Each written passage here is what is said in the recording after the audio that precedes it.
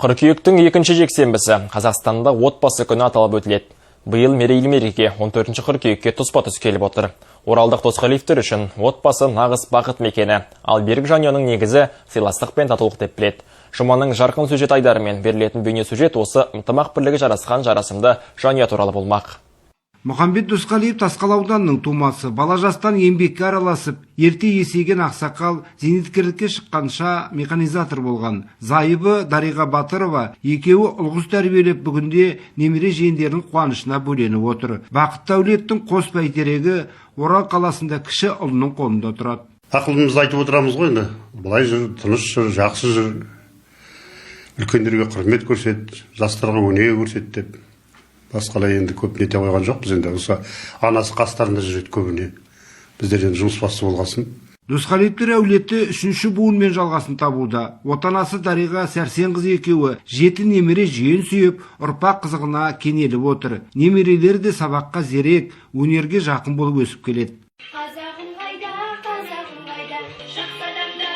жақсы адамдарым, бақыт өмірдің басқа адамдарым, тектілікпенен татулық дейтін, берік болсын шаңдас қамалдарым. Дастархан басында мағыналы әңгіме өрбіт, ер тұтқасын ұстар ұрпағының білім мен өнерге құштар болып өсуіне себепкер болып жүрген ата-әже. Ұлдары Асқар Мұхамбетұлы өрлеу жарнама агенттігінің негізін қалаушы, негізгі мамандығы сурет пәнінің мұғалімі. Ауылдық мектепте 9 жыл ұстаздық еткен ол жеке кәсіпкерлікке бет бұрған. Қазіргі таңда үйінің ауласынан шағын цех ашып, тұтынушылардың тапсырмасын қанағаттандырып жүр. Заман ағымы мен кәсібін жандандыруға еңбек ардагері әкесінің ақыл кеңесі түрткі болған. Әжемнің арқасы негізі өнерге келуім. Ол кісі деген өте өнерлі адам болды.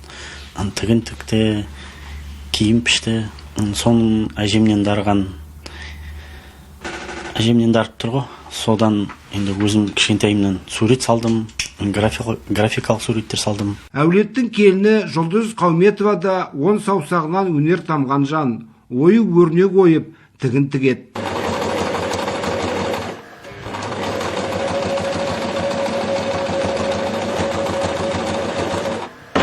Тұрмысқа шығып, баламен үйде отырған кезде шабытын ашылды. Кішкентай уақ гүлдер,